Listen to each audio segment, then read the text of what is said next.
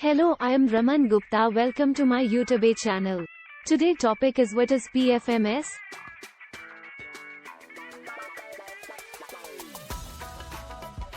PFMS, Public Financial Management System, एक digital financial management platform है जो भारत सरकार के द्वारा प्रबंधित किया जाता है।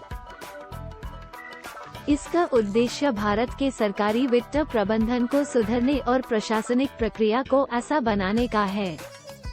इसका इस्तेमाल सरकारी धन के प्रबंधन, बजटरी मॉनिटरिंग और सब्सिडी स्कीम्स जैसे कार्यों के लिए किया जाता है। PFMS का विकास भारत सरकार के डिपार्टमेंट ऑफ एक्सपेंडिचर, व्यय विभाग, मिनिस्ट्री ऑफ फाइनेंस द्वारा किया गया था। इसका उद्घाटन 2009 में किया गया था और इसका इस्तेमाल अब तक अलग अलग सरकारी योजनाओं और वित्तीय प्रक्रिया में किया जा रहा है। इस प्लेटफॉर्म के माध्यम से सरकार सारी फाइनेंशियल ट्रांजैक्शंस को ट्रैक कर सकती है, बजट को मॉनिटर कर सकती है और सब्सिडीज और ग्रांट्स के डिस्ट्रीब्यूशन को आसानी से प्रबंधित कर सकती है। इस सिस्टम में कई प्रकार के फीचर्स और मॉड्यूल्स होते हैं, जिनमें कुछ प्रमुख हैं। 1.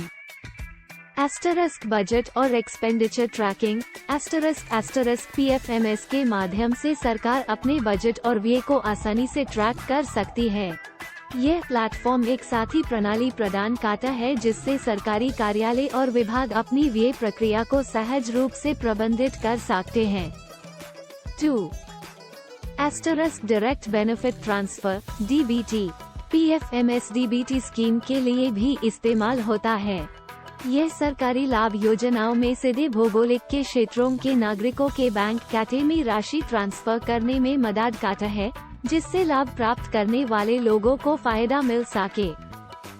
3. सब्सिडी और ग्रांट मैनेजमेंट।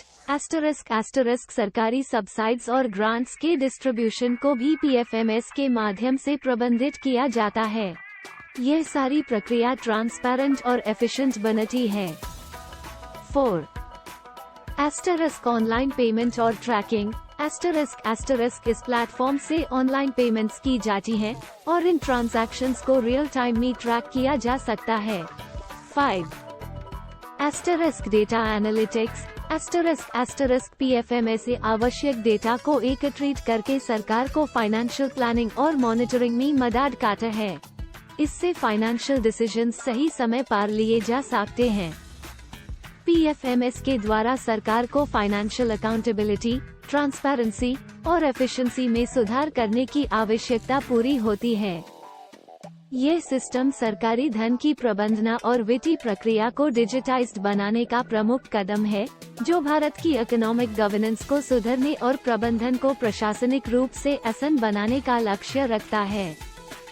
इससे भारत सरकार के वित्त प्रबंधन में सुधार आया है और आगे चलकर भी आने वाले समय में इसका और भी विस्तार होने की संभावना है। Thanks for watching.